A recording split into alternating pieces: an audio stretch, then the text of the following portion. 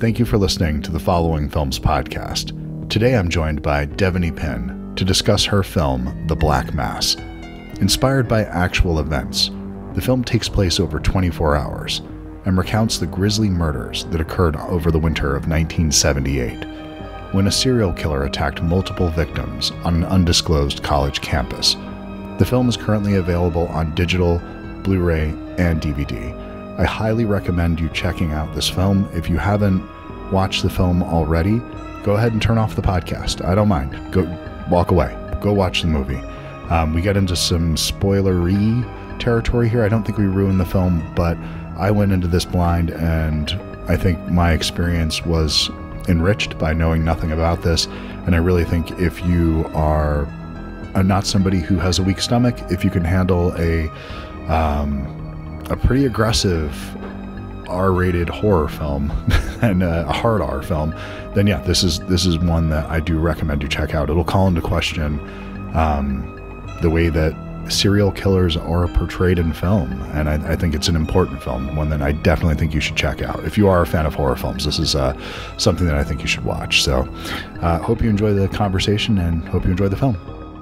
We're filming the end of this week as well, so I'm like in pre-pro, and I was taking meetings, and so our publicist was like, when are you going to do all this stuff? And I was like, shit, someday. Works. That's perfect. Thank you for doing it today. I appreciate you. No, is this another directorial film, or is this an acting role for you this time? So this one is actually, I'm directing it, and it's yes. like as polar opposite from this as possible. Like, it's not announced yet. It's going to be announced, I think, over the weekend. But okay. It's a pilot for a soap opera, like completely different. Wow. Yes. Yeah. I needed something like so I've been talking about, murder and these poor girls and like horrible rape for a year. I was like, I need something brainless to just, just woo-saw a little bit. Yeah. I do want to direct another horror movie like ASAP, but I'm trying to figure out, I was actually talking about that in some of my interviews. I'm trying to figure out what's the right thing to follow this up with. So that makes a lot of sense because I'm just going to throw it out there. This movie's phenomenal. I had a chance to watch it twice now. This is oh my God, you watched it twice? Yeah, I did. Well, it's not an easy sit. No. And the reason that I watched it twice is really there was so much going on in the film. It was so thoughtful in the way that it was put together that I didn't want to start watching it with a critical eye. I just wanted to watch it as an audience member first, and then go back and kind of work through some of the deconstruction elements of it and take some notes and do that. Because there's like, you know what? It was really the movie opens on this shot of this guy shaving, and between the music and the way that it's framed, and it was really by the time the end of that sequence and we walk away from that moment, I put down my notes and said, okay, I need to just watch this film and enjoy this, because this is something that is very methodical and purposeful in the way it's presented, which congratulations, because that's not something we always see in the genre. No, it's not. I think it's both the reason that it took me a long time to get this movie made, and also the reason I felt it was important to make it. Because, and I'm a horror fan first, so I enjoy the brainless popcorn, like tune out and just have a great time. Sure. And then I also think there's stories like this that don't get told as often that I almost felt a responsibility to tell. And absolutely everything in this film is intentional. Every specific little detail, everything that you see happen in the movie is based on witness testimony or case files. So it's all 100% factual, with the exception of the fantasy scene. But even that is pulled from his own testimony. Yep. So it's a very detail-oriented film, and it's it's marketed kind of as a throwaway fun slasher movie to disarm the viewer, so that way they go through the full authentic experience of kind of being blindsided by what the material is. And I thought it was important to do that because that's what those women experienced that day. It is complete blindsiding. Yeah, and I think that, and it's important to put note on that. There was something that I just absolutely took account of the first time when I watched this, that the point of view of this, that it's really the only time that the movie has any sense of for lack of a better word, navel gazing, is when we're in his psychological point of view. And a lot of this is told from his point of view, but I never feel the filmmaker sort of watching this with sort of wish fulfillment, which you see a lot, where you can feel that there's there's a misogyny, a sexism, there's these things that you can feel, and I can let go of that sometimes, but then there's other times you're like, God damn, you had something really good here and you really screwed it up. But this is something where you can really feel the intention behind those moments. And it's there's moments that are just unnerving that happen off screen, and then there's moments that are absolutely gruesome that happen on screen. But it's not something that I ever feel anything other than to point out how horrific this was, not how groovy or cool it was, which we often see with these films. That's 1,000,000% the intention. I thank you for noticing and receiving that. The reason I made the movie is I was touring a lot with horror conventions. And in doing signing, I would see different vendors with pop culture icons on there. And Bundy would be one of them. He would be on T-shirts and mugs and backpacks, and some people even got tattoos of him. And there was this cool pop culture iconism around him and his image. And I was grossed out by it because I had studied the case so extensively. So I knew the magnitude of the disgusting behavior and the level of intensity of his attacks. And what I realized is that despite consistent portrayal in the media and extensive coverage of him in Hollywood portrayals, we had glossed over the crimes themselves because they were so horrific, it was uncomfortable for a mainstream audience to digest. And in doing that, I felt that the victims were being shortchanged because what they had to endure and either try to survive or succumb to was so off the charts horrific that to water it down and focus on their attacker being attractive was such a disservice to what they had to go through. And for them to be dismissed as a number in this monster's overall glorification and story was just infuriating for me. And so I just thought that the events of this 24 hours were so powerful, so important. And even as horrible as it is from an entertainment standpoint, so eventful and entertaining. There was literally a movie within the actual events happening. I couldn't believe that all of these things happened in a 24-hour period, and that no one had ever chosen to focus on it before. And so when the victims were doing more recent press interviews to promote the Zac Efron portrayal of this movie, I got to hear a lot of how they felt about the case and their unwilling association with this monster for all of history.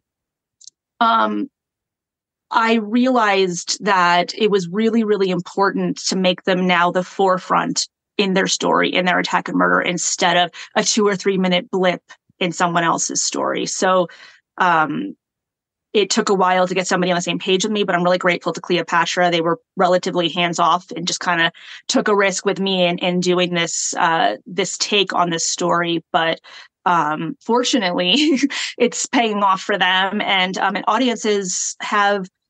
I think it was the right time. They're welcoming a different portrayal, a different approach to it, and it's not only this case, but my goal is for people and society in general to examine how they receive, how we portray criminals in the media, and our focus on them, and hopefully to take it away from that. And when you see a shooting on the news or you see a murder happen, you don't immediately are programmed to think, oh, who's the attacker, who's the murderer. Maybe you'll think about someone whose life was impacted forever today instead.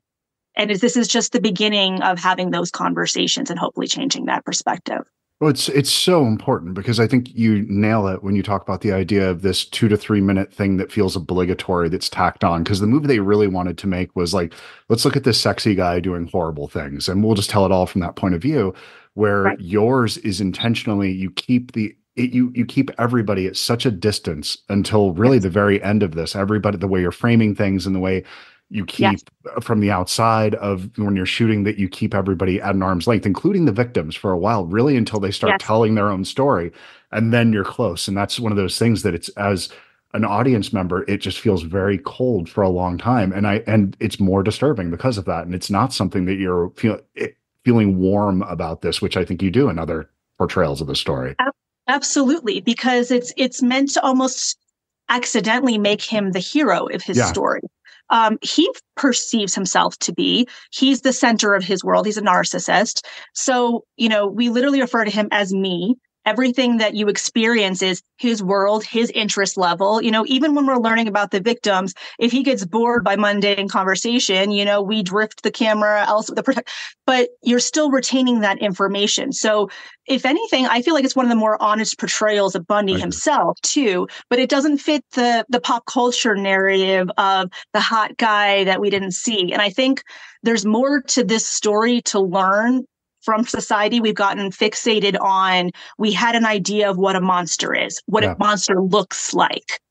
A monster doesn't go to law school. A monster doesn't look attractive, isn't personable. So, but we've told that story. As a society, we've embraced and understood that, we've learned from it. This is literally the case that coined the term serial killer, and we built a profile from it. So I think that story has been told, that education piece and warning piece is consumed. And I think there was a lot more that we could take away from this. And so that was my interest in re-examining this case, and hopefully having those talking points be what comes to the surface. Well, so when I watched this, I had actually interviewed you, and right before you were able to announce this, and you're kind of basic sort of talking about what this could possibly be the neighborhood of. And then I saw it was announced, excited, I'm going to check this out. But I don't read anything about films before they come out when there are people. I wanted to see your film. So I intentionally avoided all of the materials when they would come through. It's like, yep, just send me that. I want to check that out. I'm interested. That's enough. And so I didn't know this was a Bundy story going into this at all. Most people didn't. So it's only this week that we're starting to talk about it's Bundy. And it's because people have been experiencing it and they're now like buzzing about it and just discussing amongst themselves, which is what it's supposed to do.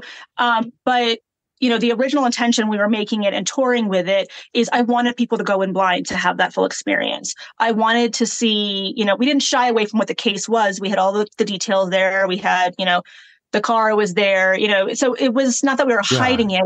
We just wanted, for the first time ever, this case to not be a media glorification or talking point for him. We wanted to really make sure we stayed focused on it's a talking point for them.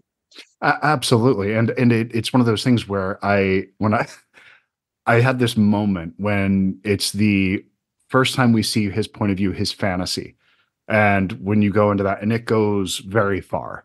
And my initial reaction to that, not knowing what this was fuck, this is how we have to tell a Bundy story. This is the Bundy story. But I'm not knowing that. And I'm like, God damn it. Why isn't she doing that? That's how this has to be taken, this material. So no, it was wonderful. It was one of those things that I'm like, the yellow bug, this has to be that. If it's not, this is another case that's just wildly similar to this. So, or they're just trying to tell it and it's at an arm's length. There was something else that happened that's similar that I don't know.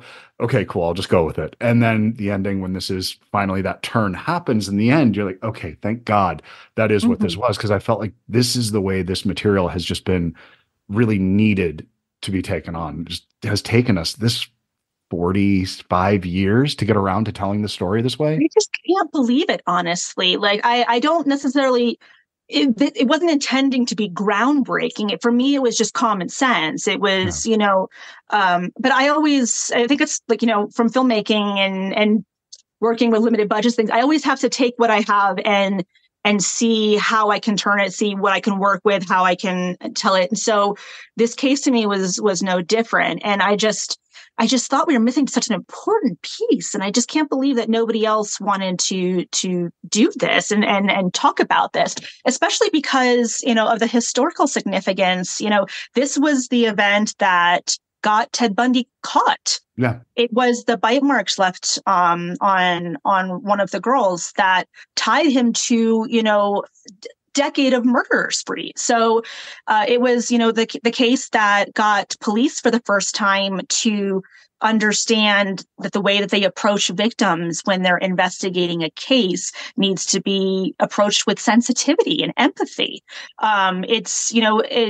there's a Victims Act that got passed in Congress because, the girl who we portray in our movie as a law student grows up to be, a member of the prolific in the government. And she gets all this victim advocacy acts passed through Congress because of her involvement in this. So there's so many incredible things that happened, positive things that came out of these attacks that no one even knows about or discusses. And so, again, I just think that there's a moment now that we need to really just re-examine what this case is and where it's going to land in our history, and hopefully even in the true crime community. We'll just re-examine what we do. Absolutely, because there's to me, there's it's a thick, very clear line between exploitation, which there's certain things that are exploitation that I'm totally fine Absolutely. with. I love exploitation. There's so much exploitation back there. Yeah, anyway, but yes, there's that. And then there's something that is sensitive, something that can be graphic, but it can be thoughtful and intentional. And it's by no means exploitation. This, I don't know if you call this a horror film or not. I mean, maybe, sort of. I mean, it definitely is graphic. I call it a horror film. I call it... It's horrific, for sure. I call it a horror film, for sure, because horror is what impacts us. Yeah. It's what touches us and shakes us up. So sometimes that's a jump scare. Sometimes that's tons of gore. Sometimes that's something spooky around the corner or shadow, and sometimes it's what our neighbor's doing. Yeah. And so I absolutely would call this a horror film. To me, what human beings do to each other is the most horrific material out there. Absolutely. But the moments that you choose to be unnerving aren't always the gore moments. There's a moment where he's, in a woman's drawer and starts smelling their underwear, and it is fucking horrible to watch. It is horrible to watch. It's one of those things and you play a lot of it off screen, the way that I'm somebody that when certain things when you're dealing with real life people and you deal with rape in the film, and when you deal with that in a way that is wish fulfillment, I'm not comfortable with that. It's just something that always sits uneasy with me. It's this thing that happens in films from time to time, and I feel like it's often just not handled in the right way. And the way you handle this here by playing things off of the victims' faces, I think it just is so much more powerful that way. I think, I hate to go this direction. I'm a champion for female filmmakers and women in horror, but I think sexual violence comes up a lot in female storytellers, especially in our genre. I think I didn't want to be that cliche. But on the flip side, I think being a woman and just understanding the horror of those kinds of elements and scenes from a different perspective was really crucial in the right way to tell this, because it is such a fine line between exploitation and putting out exactly what happened out there for the viewer to consume. And I spent a lot of time really finding that balance. And I discussed it in depth with my actors, who are also very curious about how this was going to be portrayed. Some of them wouldn't sign on until we went through it. Fortunately, all of them, were very trusting and really understood what I wanted to do with it, and were incredibly vulnerable. The actor Andy Sykes, in particular, who played Bundy, is phenomenal, classy British actor, and just really, really, really dove in full force to this horrific mentality. And, it's such a vulnerable space to be in. So, it was really a lot of time and energy focused on doing right by the victims to show the extent of what they had to endure, and not crossing that line into voyeuristic exploitation or even sexual gratification for anyone who's into that kind of element. So I feel very confident about what we ended up with, but I think it really did take an understanding and appreciation for that line that exists to do it. Because I know in a lot of horror movies, you kind of can be all over the map on that. And I think when the material is based in fiction, you have more free reign. But in stories like this, you really, really, really have to be on the right side of it. Well, it feels respectful. in that Yes. way. It does. So, and I think that's really important. But Huge. I would be remiss not to talk about some of the technical aspects of this film, because I think the film looks wonderful. And there's a specific shot here that seeing it twice, it's my favorite shot in the film. And I don't know if it's accidental or if it's something that happened intentionally, where there's a reflection of the sky that's caught in when Bundy's looking through the window, and you see these storm clouds in the background. And it's something that is just so perfectly encapsulates. Really? Yeah, exactly. And it gives me chills when I see that moment. And it goes away so quickly though, but it's just something was that found, or was that something that was by design? So it was a happy accident in that, because better or worse, my 2 days outside at the sorority house in the front yard, it had been sunny and dry for about a year and a half in Southern California until the week of my film.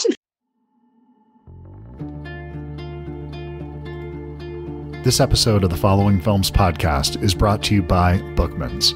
So today I went into Bookman's and decided to try to find a film by Michael Mann. I went over to the Blu-ray section and saw copies of several films I already own, and then I found it. Black Hat. This is one I haven't seen in quite a while since it came out, and I figured maybe it was time for a reassessment of this much maligned film. So Black Hat is a cybercrime thriller directed by Michael Mann that delves into the world of cybercrime, hacking, and international intrigue. While it promises to be a gripping exploration of the dangers lurking in the digital age, the execution falls short of expectations. The film follows convicted hacker played by Chris Hemsworth, who's temporarily released from prison to help the American and Chinese authorities track down a criminal network that's responsible for a series of major attacks. As the hunt takes them across the globe, Hemsworth's character must navigate the murky waters of the criminal underworld while grappling with his own demons. One of the film's major shortcomings is its lack of technical accuracy and realism. While it attempts to portray the world of hacking authentically, it often falls into cliches and inaccuracies that ultimately undermine the credibility of the story. So the hacking sequences are exaggerated and unrealistic, relying more on flashy visuals than genuine technical expertise. And this is coming from an absolute layman. I am not somebody who knows anything about hacking, and yet I can see some of the things that just flat out aren't true in this film. And that particular disconnect may disappoint viewers familiar with the subject matter or looking for a more grounded portrayal of cybercrime. So despite these flaws though, Black Hat does have its moments. Michael Mann's signature style is evident in the film's beautiful, sleek cinematography and the signature action sequences, and the international setting adds depth to the narrative. It highlights the global nature of cyber threats and the challenges of international cooperation. Chris Hemsworth delivers a solid performance as Hathaway, bringing the character a sense of depth who's grappling for redemption. And the supporting cast includes, I had no idea, I'd completely forgotten this, but Viola Davis, who's really great in the film and adds a lot to the film. But ultimately, Black Hat falls short of its potential. While it offers a glimpse into the world of cybercrime and espionage, its lack of technical accuracy and reliance on cliches detracts from the overall experience. And despite its flaws, fans of Michael Mann's work or of the cyber thriller genre, I guess if you're a huge Johnny Mnemonic fan and you're looking for some more cyber thriller, you could do worse than Black Hat. However, for those seeking a more realistic, nuanced exploration of hacking and cybersecurity, this might leave you wanting more, and I'm not sure I can recommend this one. But despite that, this gave me the chance to check out a film that I'd been meaning to reevaluate, because I keep hearing that Black Hat is an underrated film, and maybe I'll give it another 10 years, follow back up with this one, and see if it does end up coming around for me. But remember, Bookman's, they have your cool covered. Hope you enjoy the rest of the show. Thanks. Of course. So, and unfortunately, it was like a freak thing that happened with this storm. And so we'd already shot one of the days, it was bright and sunny. And the other half of the scenes, which happened just moments later, it was overcast and then raining. So I have actually some really fun BTS shots of my actresses under tents and the bug under tents to not have rain on it, trying to get these close-ups to match the 5 minutes earlier in the film. And so ultimately, when it really started coming down and we could not hide it, we opted to switch and do the driving shots. And so we did a couple different phases of that. And one of them really had the storm clouds in there.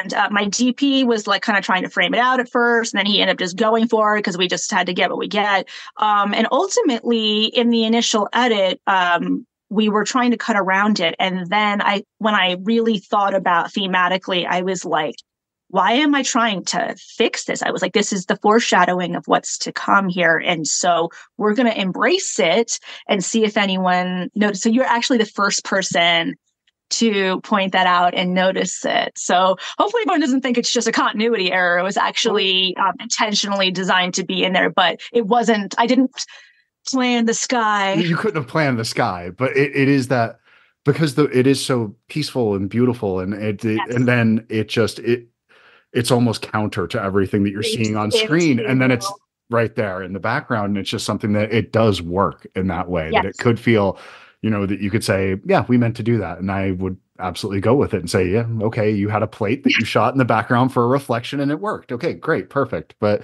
we just decided I decided to absolutely embrace it because I thought, that's exactly what we're telling here. This beautiful, happy, sunny paradise of innocence was slowly infiltrated by this storm no one saw coming. It really just full circle. Well, and the thing is, this is a compliment to you though, where when I'm watching this film, it comes to that point, and unlike a lot of genre films where you watch it, you go, oh, that's kind of neat, but that was an accident. There's no way they meant for that to happen, because I've watched the rest of this shit and it was not by design. And this is something that I'm watching this and going, oh, look what she pulled off there. That's actually really nice. And it just shows by how much control that you had over this film up until that moment that you allow for that kind of thoughtfulness to exist. Because when I'm watching this, there's other genre films that I'm thinking of, but I'm also thinking of Paul Thomas Anderson when I'm watching this movie. There's these kind of like moments that, it's like, yeah, is there Halloween and Black Christmas in here? Absolutely.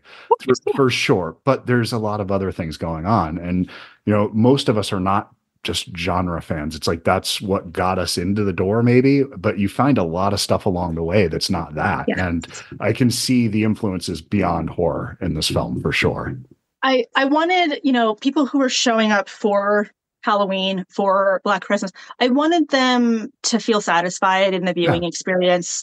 So, those themes are there, but that's not the movie that I was making. The little details and nuances that you're picking up on, that's the story that I was really passionate about and I wanted to tell.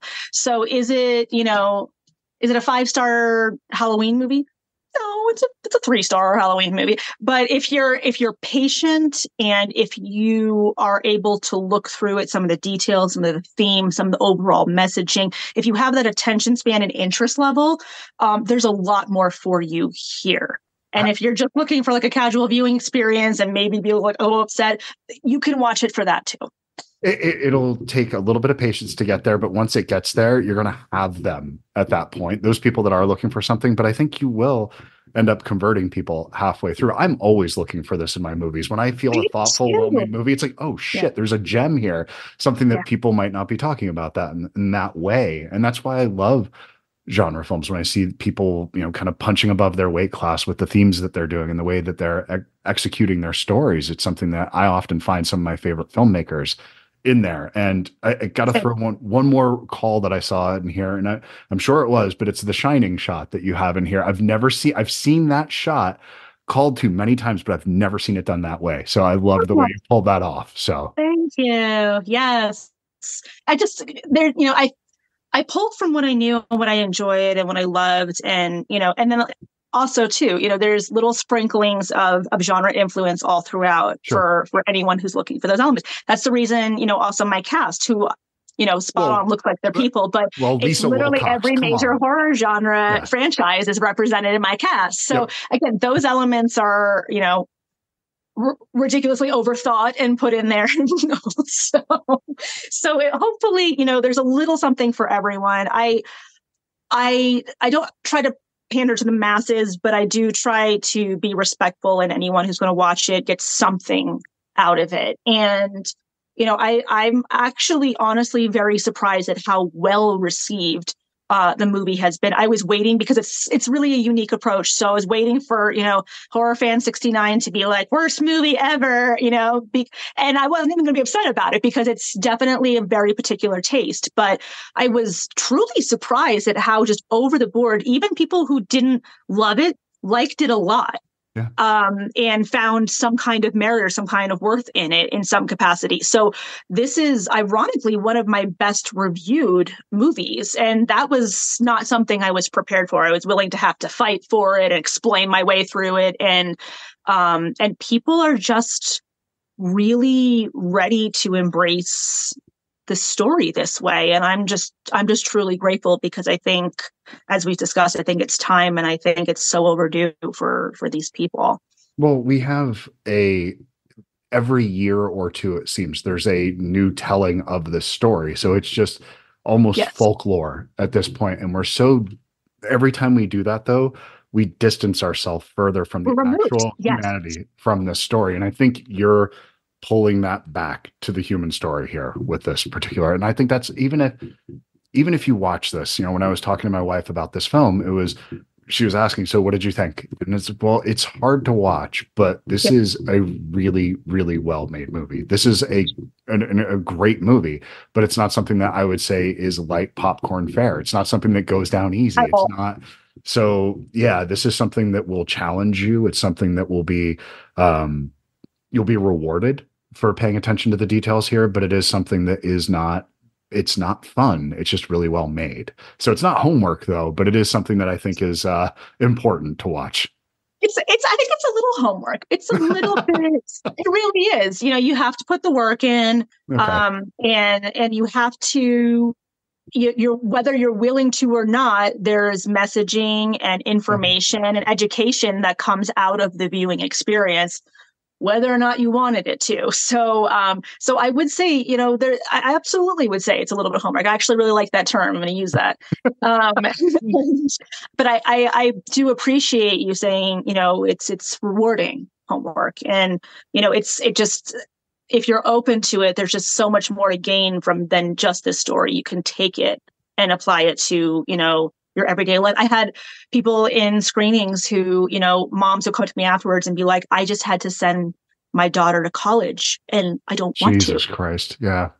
They're like, I have people who are saying, who are messaging me at 4 a.m.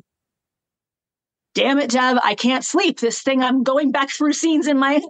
So it's impacting people. And there are valuable things that you can take away. Some people are locking their doors, double checking their back seats. They're, and it's not meant to like terrify people, Ironically, it's not supposed to be a Jaws thing. You're not supposed to not go in the water again. Right. But I think it is important to just...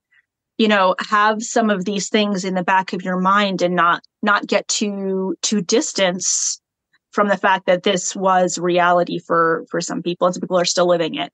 So hopefully rewarding homework, I think, is the takeaway on this. And I love you for that. Thank you so much. Well, it's the for me, my favorite films are ones that cause me to question my thoughts on something. Or I should be asking questions that I haven't been before.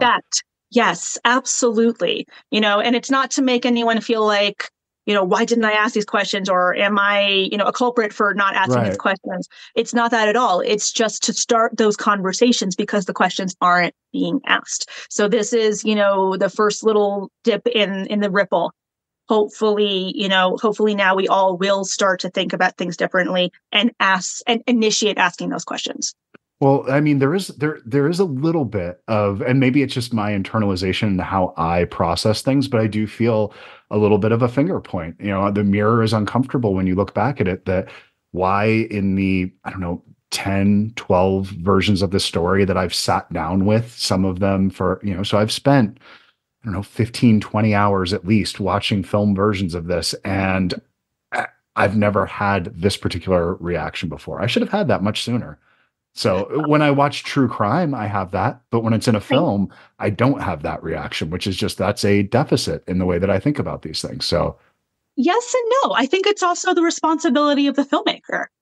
You know, I think when you tell someone's story, it comes with the responsibility of delivering to your audience that, yes, this is a film, there's entertainment value there, but it's also reality. So, and I think a lot of filmmakers hide behind the entertainment value and say, oh, well, it's just a film. You know, I didn't need to make it historically accurate. I didn't need to know those details. I didn't need to make sure people don't recreate these events because they're fans. There's certain levels of responsibility that I think have been evaded. That I also think needs to stop. And we need to re-examine what it means to be a filmmaker who takes on true crime material. So I don't think that it's necessarily, so the viewers need to educate themselves. No, now that we're having a conversation, now it is partly your responsibility. Now there is a finger. I told you there's homework. There it is. So now you can't say I didn't know, but I don't think anyone should feel badly for not knowing and not knowing to ask those questions, because we weren't, as the people telling you your story, we weren't giving you that question to think about, but now we are. Well, and that's really important. And that's something that I feel like I feel that it's a question that'll come up again, you know, time and time when I start seeing things after this. You know, there was another approach to this, and it's not that there's a one answer for everything, but I think you are smart enough to not to understand that your protagonist doesn't have to be likable. No. There's something a protagonist needs to be compelling, and there's a world of difference. You never make Bundy likable in this film. Not even when he's trying to be charming. When he's trying, he's still, you can see beneath it. You can see how surface it is, and that there's just it's very, very surface level. But wouldn't you know, it's super interesting. I did some things to my cast on this. I would do the scene, and then I would let the cameras keep rolling, and I would put the actor playing Ted with some of the girls and just pretend like I was busy doing something technical and just watch how they interacted. And wouldn't you know, my actor in real life was very charming. And these girls, some of the girls who are playing these, knowing the material and knowing who they're playing, you can see them just kind of gravitating to him. Yeah. So it's really an interesting portrayal, an interesting character study, and interesting on humanity. That is that important part, but and it's okay to be, to be wooed, to be charmed. I think, those are to be connecting with other people. I think those are foundational human wants and needs. But I think it's important, and it's a responsibility to showcase the other side of that and where that can come from. And I mean, this was my way to do it, for better or worse. For better. No, look, we are all damaged, fucked up people trying to figure out our way in life. And we are often attracted to and compelled by people that are really not good for us. And I think for me, that was what my 20s were about. And so everyone's 20s were about. And so that's it's so easy for me to project myself into these young women in that way, from that angle, that perspective of just looking for validation by somebody that is a thing that you find desirable. And that was something that I think all of us go through. It's something that's so universal.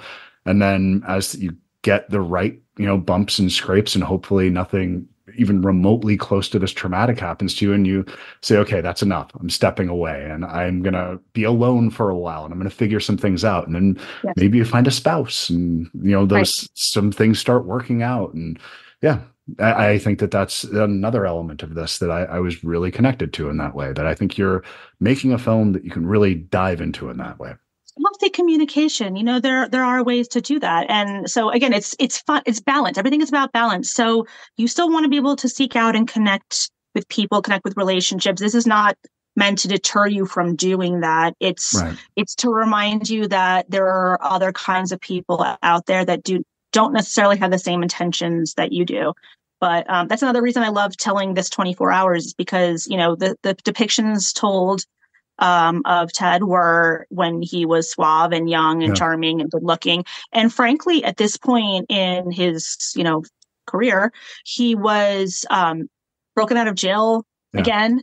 And he was manic and disheveled and really off his game. And there's testimony from the people who saw him at the bar, the various sisters who were part of the sorority, who remembered him as a creepy old dude who was like kicking game at chicks, and it was really cringe. And so that's another part of the story that isn't told often is, yes, he was young, he was a law student, he was attractive for a while, but that's not how it was towards the end. No. He went off the rails on this such an aggressive spree because that's what he had been used to before and was able to lure his victims because of that. And he was past his prime. He wasn't a student anymore. He was, you know, pushing 30 and, you know, creepy looking and fresh out of prison, and he was off his game. And so he wasn't able to lure women the way that he used to. And that's where you see the frenzied aggression in these attacks. So, you know, I think it's really important to leave his legacy there as awkward sexual weirdo who couldn't hang. Well, there's and ultimately got caught. Very few of the portrayals have actually made him look like a monster the way that your film does. So, I mean, it's what he was. Yeah, a fucking monster. Yeah, there's no. Yep. And last thing, I know we're over time at this point, that I gotta ask, because you kind of touched on this a couple times with red flags and those warnings, and you've done the genre circuit, and so you've gone the conventions. And generally speaking, everybody that I meet, the horror community is a really wonderful, embracing, warm community of people that really like dark shit. But I'm assuming you have a pretty good red flag detector at this point. Everybody gets a red flag at this point for me. I'm working on the balance myself. Probably diving into this material so aggressively doesn't help that. But I love my community because 99% of them are the nicest, coolest, most welcoming, most embracive, most loving people that you will ever find. But there's also the occasional person who, you know, tells me how much they are a fan of me dying, and they fantasize about me dying, and they wish they could reenact it with me. And, you know, I've had people, you know, seek out my family, and, you know, so there has been, you know, definitely a very, very gentle sprinkling of the ultimate dark stuff in here too. And so it's a reminder to me, just like anyone else who's going to watch this movie, that, you know, especially when it's your community and you have those things in common, you have movies in common, you have horror in common, it's easy to put all the guard down and just embrace your people, right? We have a common language. Yeah. Absolutely. And, you know, and there's an outside kind of perspective on that. Like, oh, you guys are a bunch of weirdos, which is true. We are a bunch of weirdos. For sure. But just that there's that mutual immediate understanding and kinship. And it's very, very easy to want to just put all your guards down and just like crawl up in there and revel in it and just enjoy it. But, you know, I'm no exception to needing to just have that little voice in the back of my mind that, you know, anybody at any point cannot have the best intentions. And so it just proceed with caution is all. Just be cautiously optimistic and use common sense and protect your peace and protect your safety. Ultimately, number one, and anybody who has good intentions for you will always understand and respect that, and they'll still be there. So it's Absolutely. A win-win. And don't trust people that are driving around in bugs listening to jazz and Meet the Press. You go with your Clash friend. That's the person you need to trust. Sorry, I'm not gonna lie. Since doing this movie, I look twice at anyone driving a yellow bug. It's so not their fault, but I'm like, I've programmed to be judgmental, and then I'm gonna work on it. Awesome, Dev. It was great to see you again. Great to chat with you, and I love the film. Congratulations. Totally understand you wanting to do a soap opera now. I get that. You know, lighter fare. You're a hell of a filmmaker. So I just want more, whatever it is, whatever genre you jump into after this, do a Western, do a romantic comedy. I don't give a shit. I just want more from what you're doing. So good job on this. Thank you so much. It was so wonderful to speak to you. Thank you for having me on. No, I could talk to you all day. I'm sad I have to go and wait to my next one. But thank you. And to everyone watching this, thank you so much. I really appreciate you. Tune in on all of his podcasts because obviously you get some really good shit here. And if you're online, hit either of us up. We can discuss the film more, discuss the themes more. I will always be available to do that. Thank you. What's the best place to find you online? What's it? Just I'm on Facebook, Twitter, Instagram at Devanny Pinn. My name. I'm sure he'll put it in the comments because no one could spell it, including me. And but please get in touch. And if you enjoy the film, please recommend it to other people with the disclaimer and have the conversations that are difficult but rewarding to have. Awesome. Thank you so much. I appreciate it. Thank you. Take care. Enjoy the rest of your Sunday. Thank you. You too. Bye. Time enough to figure you out. Time enough to write this down. Wish me luck, give me hope.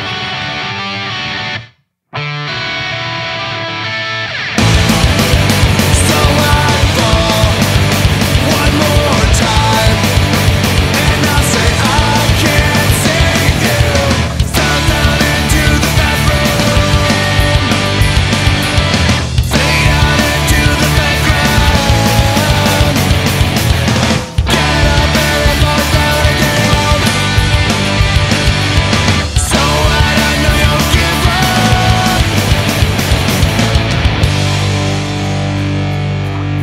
Why can't you prove me wrong? There's just too much time. Why can't you prove me wrong? No way to make you mine. Why can't you prove me wrong? Nothing for each other.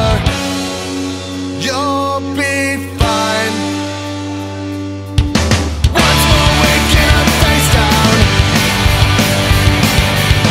Two lives never to connect. You can't live there. Blocked out, shut up. So I fall one more time, and I'll say I can't save you. Why can't you prove me wrong? There's just too much time. Why can't you prove me wrong? No way to make you mine. Why can't you prove me wrong? Nothing for each other. You'll be fine.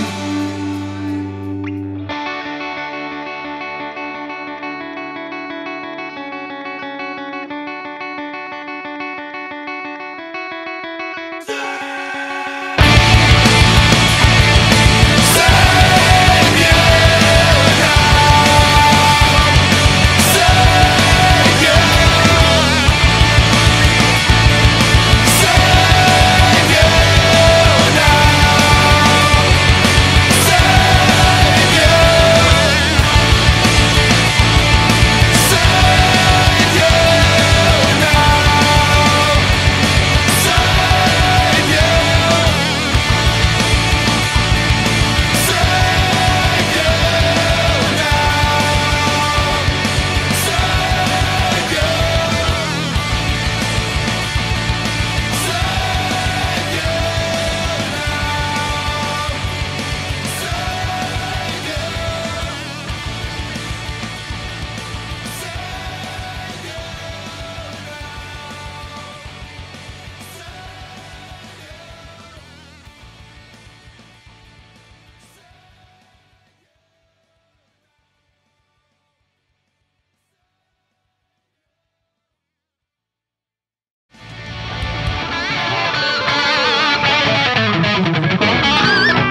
My voice cracked.